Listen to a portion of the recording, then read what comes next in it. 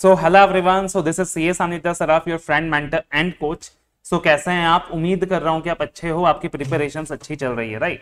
तो आज मैं लेकर आया हूं आपके लिए 90 डेज का स्टडी प्लान कि यार जो रिमेनिंग 90 डेज है उसमें अपन अपने स्टडीज किस तरीके से प्लान करेंगे। और ये जो स्टडी प्लान है फर्स्ट ग्रुप के लिए, किसके लिए? फर्स्ट ग्रुप के लिए है।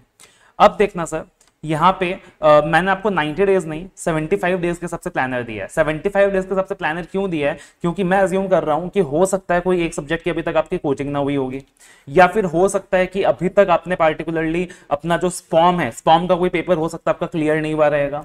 तो वो जो 15 दिन अगर आपका स्पॉम क्लियर नहीं हुआ, सपोज कोई एग्जाम, तो आपने क्या करना है सर, फटाफट अपना स्पॉम के एग्जाम क्लियर कर लेना है। और स्पॉम का एग्जाम क्लियर हो गया, किसी एक सब्जेक्ट की कोचिंग नहीं हुई है, जैसे ज्यादातर हो सकता है कि अभी तक बच्चों का ऑडिट का कोचिंग पूरा नहीं हुआ है, तो इन दैट सिचुएशन वो 15 दिन में क्या करना है सर, आपने फटाफट अपने ऑडिट की क्लासेस खत्म कर लेनी है। तो दैट इज वाई अपना 90 में से 15 दिन हट गया, तो बचा कितना? 75 डेज, है ना? बचा कितना? 75 डेज। अब मैं ये अज्यूम करके चल रहा हूं कि हर बच्चा ऑन एन एवरेज एक दिन का 12 घंटा पढ़ने वाला है, टोटल मिलाकर उतना तो अपने को पढ़ना पड़ेगा। आई एम नॉट अज्यूमिंग 15-16 घंटा, है ना? तो उतना तो अपने को पढ़ना पड़ेगा। तो दिन का 12 घंटे का अजम्पशन मैंने लिया है कि that is how much you are going to study. तो सबसे पहले क्या करोगे सर, जो भी 15 दिन है, 15 दिन में आपका कुछ भी रिमेनिंग है, एफआर का कुछ कोचिंग पेंडिंग रह गया है, कुछ क्लास देखना पेंडिंग रह गया है, एएफएम का रह गया है, या ऑडिट का रह गया है, तो इन दैट सिचुएशन आप क्या करो सर, अपना क्लासेस फटाफट कंप्लीट कर लो। उसके बाद अब कितने डेज बचे हमारे? 75 डेज।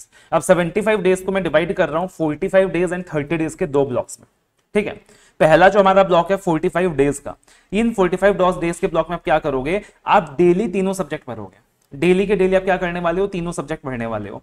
2 घंटा ऑडिट करने वाले हो, 4 घंटे एएफएम करने वाले हो, 4 घंटा एफआर करने वाले हो। तो 2 hours audit, 4 hours AFM, 4 hours FR. कितने कितने देर हुए सर? 2, 6, 4, 10 घंटे में। तो बचे हुए 2 घंटे का क्या करना है? बचे हुए 2 घंटे में आपने 1 घंटे का डेली एक चैप्टर वाइज टेस्ट देना है। डेली, चाहे ऑडिट का दे रहे हो, चाहे एएफएम का दे रहे हो, चाहे एफआर का दे रहे हो, आपने डेली बेसिस में एक चैप्टर वाइज टेस्ट देना है, ठीक है? या फिर प्लान कर लेना है कि आपने किस किस दिन टेस्ट देना है एज पर योर प्रिपरेशन। ये चैप्टर वाइज टेस्ट आप अपना mental.com से ले सकते हैं। अब उसके अलावा जो 1 घंटा और बचा हुआ रहेगा ना, उसमें क्या करना है, एक बार आपने जो पूरे दिन में किया है, एक बार खाली पेजेस टर्न करना है, दैट्स इट। मैंने ऑडिट में क्या क्या किया था, मैंने एएफएम में क्या क्या किया था, मैंने एफआर में क्या क्या किया था, एक बार बस पेजेस टर्न करना है। आपको लगेगा सर पेजेस टर्न करने से क्या होगा, एक बार पेजेस टर्न करके तो देखना, आप बोलोगे सर मजा आ गया, मतलब सिर्फ पेजेस टर्न करके इतना सेटिस्फैक्शन मिला, इतना सुकून मिला कि मैं क्या बताऊं। और जो चीजें लग रही है ना पेज टर्न करके कि यार इसमें तकलीफ आ रही है, तो उनको मार्क करो, फटाफट मार्क करो। और अगले दिन का जब रिविजन साइकिल होगा, उसमें पहले उन एरियाज को एक बार फटाफट रेफर करो जिसको आपने मार्क किया पिछले दिन, और उसके बाद आगे बढ़ो। तो इस तरीके से आपका क्या होना चाहिए सर, रिवीजन का साइकिल होना चाहिए। अगर किसी बच्चे को तीनों सब्जेक्ट साथ में करने में तकलीफ आती है, ऑडिट तो बेटा आपको 2 घंटा डेली करना ही है, ऑडिट आपको एक भी दिन नहीं छोड़ना है, 2 घंटा डेली करना ही है। उसके अलावा आप क्या कर सकते हो, अगर आपको डेली बेसिस में 3 सब्जेक्ट करने में तकलीफ आती है, 15 दिन आप 8 घंटे एफएम रखें और 15 दिन आप 8 घंटे एफआर रखें। सो that is an alternative you can use, but daily आपको ऑडिट 2 घंटा करना ही है। और ये मैंने जो स्ट्रैटेजी बनाई है, ये नॉर्मल बच्चे के हिसाब से बनाई है। अगर आपका मान लीजिए एएफएम या एफआर में एग्जामिशन है, या फिर मान लीजिए आपको एएफएम या एफआर में बहुत कंफर्ट है, आपको ऑडिट में ज्यादा तकलीफ है, तो अकॉर्डिंगली आप ऑडिट में अपना टाइम एलोकेशन भरा देना, और एएफएम या एफआर में अपना टाइम एलोकेशन घटा देना, कम कर देना, ठीक है ना? कम कर देना। So this is how you are suppose to do. Clear है सर एकदम किस तरीके से करना है?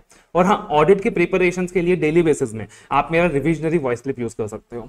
तो रिविजनरी वॉइस क्लिप्स के लिंक मैंने आपको दिए हुए हैं, टेलीग्राम चैनल में दिए हुए हैं, तो आप रिविजनरी वॉइस क्लिप्स क्या कर सकते हो सर, यूज कर सकते हो। और रिविजनरी वॉइस क्लिप से क्या होगा, आप एक एक चैप्टर 15 से 20 मिनट में रिवाइज कर पाओगे। उसके अलावा अपना मैराथन वीडियोज भी अवेलेबल है, काफी चैप्टर्स का अपना यूट्यूब में ऑलरेडी अवेलेबल है, और काफी चैप्टर्स का आने वाला है, तो आप मैराथन वीडियोज भी अपने रिविजन के लिए यूज कर सकते हैं, ठीक है? अब आते हैं सर लास्ट मंथ पे। अब लास्ट मंथ जो होगा ना, इसमें आपका 3 रिवीजन साइकिल रहेगा, 2 भी नहीं 3 रिवीजन साइकिल रहेगा। कितना? 3 रिवीजन साइकिल। तो लास्ट मंथ में आपको 3 रिवीजन साइकिल फॉलो करना है, और ये जो 3 रिवीजन साइकिल रहेगा, इसके साथ में 100 मार्क्स का टेस्ट अपने अपियर करना है। अब ये 3 रिवीजन साइकिल क्या रहेगा, जो फर्स्ट साइकिल रहेगा 4 + 6 + 6, मतलब 4 दिन में आपने एक बार ऑडिट का सिलेबस पूरा रिवाइज करना है, 6 दिन में आपने एएफएम का सिलेबस एक बार पूरा रिवाइज करना है, और 6 दिन में आपने एफआर का सिलेबस पूरा रिवाइज करना है। मतलब कितने हो गए सर, 16 दिन हो गए, ठीक है जी। उसके बाद आप सेकंड स्ट्रेटेजी यूज करोगे 3+4+0, 3+4+0, 3+4+0 क्यों? इसमें 3 घंटे और 3 दिन ऑडिट के लिए हैं, 4 दिन एएफएम के लिए हैं। इसमें एफआर के लिए मैंने टाइम नहीं लिया है, कारण यह है कि एफआर आपका पहला एग्जाम रहता है, तो उससे पहले आप 4 दिन डेडिकेशन के साथ एफआर को देने ही वाले हो, और एफआर का एक 6 दिन का रिवीजन ऑलरेडी आप कर चुके हो। तो 3+4+0 तो कितना हो गया सर, 7 डेज हो गया। कितना, 7 डेज।